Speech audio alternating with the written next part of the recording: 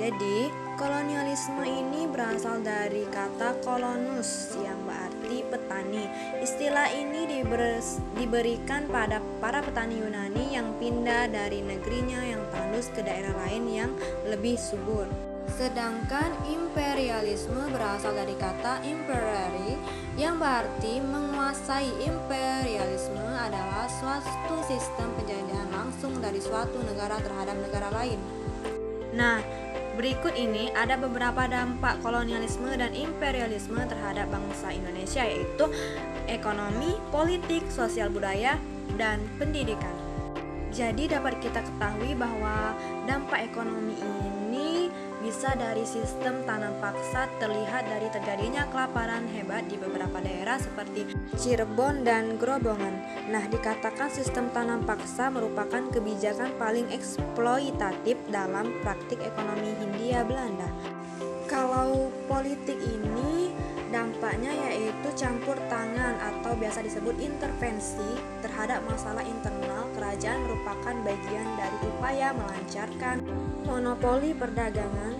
Campur tangan umumnya terjadi ketika terjadi perebutan tahta di dalam istana. Dampak sosial budaya yaitu penggolongan kelas sosial seperti golongan Eropa, golongan Indonesia, golongan keturunan Timur Abang, dan golongan pribumi. Nah, pembagian penduduk berdasarkan golongan ini memiliki konsekuensi baik dalam bidang sosial, hukum, ekonomi, maupun politik. Yang keempat yaitu pendidikan. Dampak pendidikan ini seperti sistem pendidikan yang diselenggarakan oleh kelompok keagamaan lebih menitik beratkan pada pendidikan agama. Berikut ini beberapa bentuk respon atau perlawanan rakyat pribumi terhadap kolonialisme bangsa Eropa di Nusantara. Yang pertama, perlawanan terhadap Portugis, perlawanan terhadap VOC, pertahanan terhadap pemerintahan Hindia Belanda. Gerakan sosial di atas tanah partikelir adalah bentuk perlawanan terhadap keadaan atau peraturan yang tidak adil. Selain itu, karena rasa tidak puas terhadap kondisi sosial ekonomi yang kurang memberi tempat bagi kehidupan para pelaku dan pendukung gerakannya. Selanjutnya, gerakan ini bersifat mesianistis, yaitu berharap akan datangnya Ratu Adil atau Imam Mahdi sebagai juru selamat rakyat. Wilayahnya terbatas hanya pada satu desa atau satu kelompok masyarakat. Yang ketiga, orang Samin. Nah, perlawanan berikutnya yaitu dari seni sastra. Mas Marco menulis novel berjudul Student Hijau yang diterbitkan menjadi buku pada tahun 1919.